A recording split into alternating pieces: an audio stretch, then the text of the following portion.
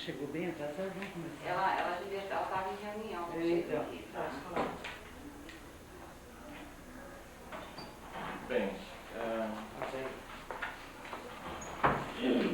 vocês têm aí então a quinta aula, é o resumo, é o esquema dessa aula que eu vou dar hoje, onde eu vou falar então de realismo, idealismo e fenomenalismo. Essa discussão que está apresentada pelo filósofo aí, ela ainda é mais resumida e mais esquemática do que a discussão que ele apresenta sobre a origem do conhecimento. Especialmente no que se refere ao idealismo alemão, ele é altamente sucinto e não contempla de modo algum a riqueza de detalhes que existe no idealismo alemão. Mas, de qualquer modo, como o nosso objetivo aqui não é propriamente uma formação de filósofos, é muito mais a formação de uma orientação em questões fundamentais da epistemologia que possam ajudar a cada um de nós a refletir melhor sobre as práticas psicológicas que exercemos, sejam elas práticas teóricas, sejam elas as práticas empíricas, não é? Então, essa discussão dele, embora seja muito esquemática, ainda atinge seus objetivos, a meu ver.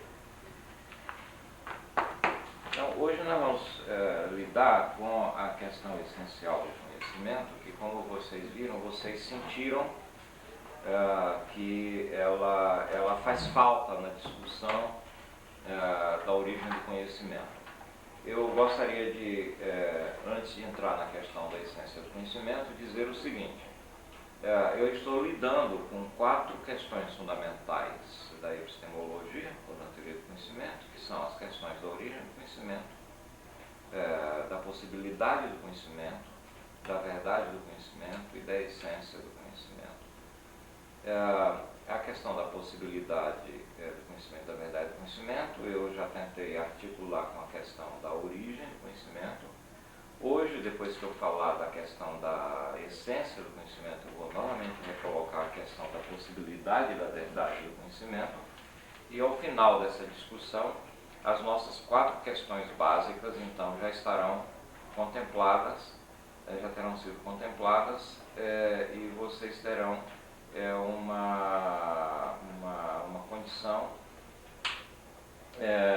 melhor para refletir sobre, por exemplo, um debate como esse que nós vimos aqui.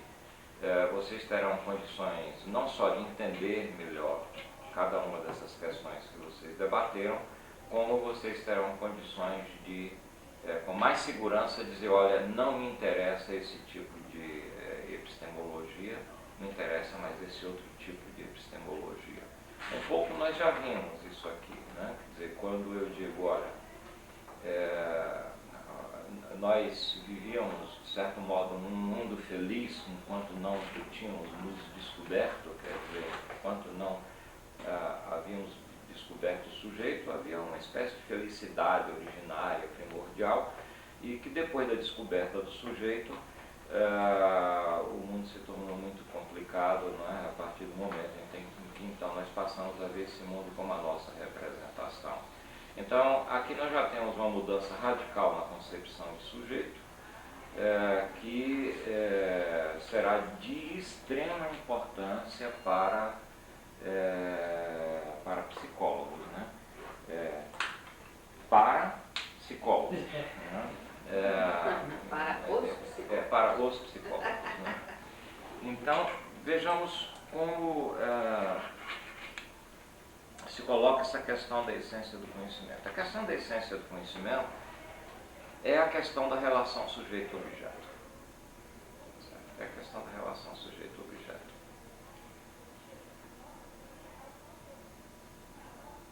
Então, a ideia que, grosseiramente, é como se nós disséssemos o seguinte: se não tivéssemos objeto, só tivéssemos sujeito, seria difícil pensar no conhecimento.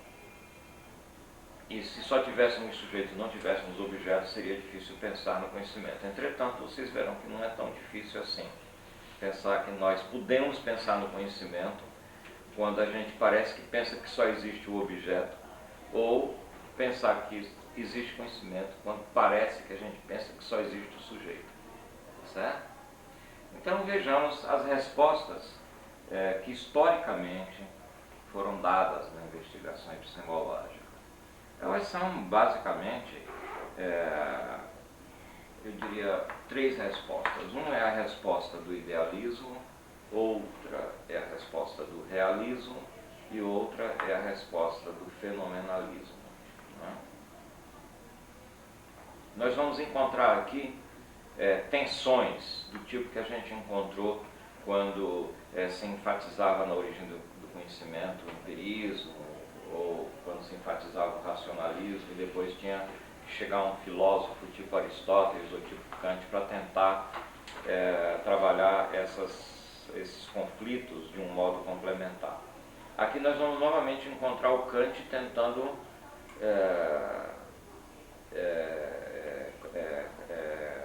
complementar essa discussão, não é? Nós vamos ver que o realismo é uma posição extrema, nós vamos ver que o idealismo é outra posição extrema, e nós vamos ver que o fenomenalismo de Kant é uma tentativa de apaziguar esse conflito, de botar água na fervura, não é? Digamos assim. Bem, o realismo, a tese básica do realismo é de que o conhecimento independe do sujeito. Não é? De que as coisas e os objetos reais existem independentemente do sujeito. Não é? De que existem independentemente do sujeito e de que o conhecimento não depende do sujeito exatamente na medida em que, como nós já estamos mais ou menos estamos mais ou menos convencidos de que não depende do sujeito, porque o sujeito só vai reproduzir esse objeto que existe independentemente dele, tá certo? Quer dizer, o conhecimento evidentemente depende do sujeito na medida em que sem esse sujeito que seja capaz de reproduzir não há o conhecimento, mas não depende do sujeito na medida em que o sujeito não afeta em nada a estrutura racional desse objeto que existe independentemente dele. Quer dizer, vocês começam a ver que essa posição realista é a posição que historicamente teria sido a mais antiga e que teria sido algo que já encontrávamos entre os gregos, não é? Quer dizer, é lá na Grécia que nós vamos encontrar essa ideia de que as coisas existem independentemente do sujeito. Então podemos ser mais específicos, dizer a estrutura racional do real existe independentemente do sujeito, e isto quer dizer que o sujeito só reproduz, só espelha esta estrutura racional do objeto, não é? Ou seja, não modifica essa estrutura, não participa de nenhuma transformação dessa estrutura. Então é nesse sentido que não depende. Obviamente depende nesse sentido trivial, vulgar, de que se não houver uma razão, não é, que reproduza, que represente essa estrutura racional, então também não haveria conhecimento. Agora, o realismo, nós vamos encontrar dentro do realismo também várias versões de realismo. Como vamos encontrar várias versões de idealismo, como encontramos várias versões de racionalismo e de empirismo, não é? Aquela situação que eu já também disse a vez passada, nós psicólogos até estamos bastante acostumados com isso, né? Porque a gente não só tem os macro conflitos na psicologia de uma tendência de pensamento e outra tendência de pensamento, né? Assim, tem behaviorismo, tem psicanálise, tem epistemologia genética. Mas dentro de cada uma dessas tendências existem conflitos, existem várias versões de behaviorismo, várias de psicanálise, várias de epistemologia genética, né? Então, na filosofia é a mesma coisa. A psicologia ela é muito irmã da filosofia nesse sentido, não é? A polêmica se dá num nível macro, num nível maior, o conflito se dá num nível maior e também se dá num nível micro, quer dizer, num nível interno da própria maneira de pensar, da própria doutrina, no caso. Né? Então, no caso do realismo, nós temos o realismo ingênuo, o realismo natural e o realismo crítico. São diferentes.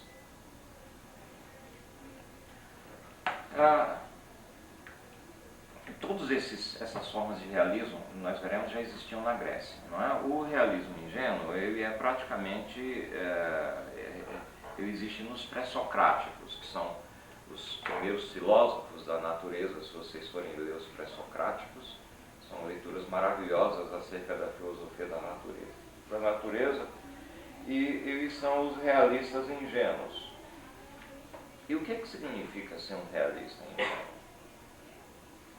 Significa que o filósofo sequer faz diferença, quer dizer, o sujeito sequer faz diferença de que há uma realidade e que há uma representação ou uma percepção dessa realidade. Não é? E ele, quando ele expressa o conhecimento dessa realidade, é como se ele tivesse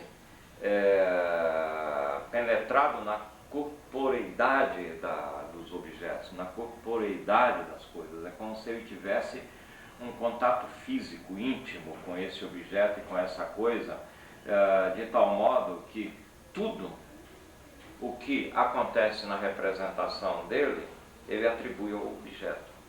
Certo?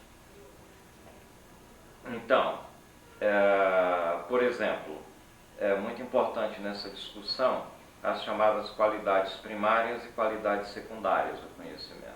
Não é? As qualidades primárias, elas se referem àquelas qualidades que nós apreendemos por mais de um sentido. Então, digamos, as qualidades de tempo, de espaço, de tamanho, de forma, de movimento. Não é? Por exemplo, no caso do tamanho, da forma, normalmente nós utilizamos o nosso sentido visual e o nosso sentido tátil. Não é? No caso do movimento, nós combinamos a percepção de movimento, nós combinamos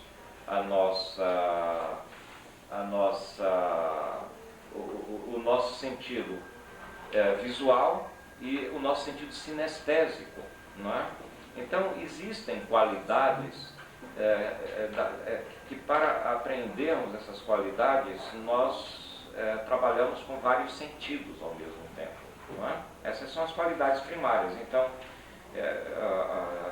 historicamente, as qualidades que dependem de mais de um sentido para aprendermos são o espaço, o tempo, o tamanho, a forma, o movimento, e são as chamadas qualidades primárias.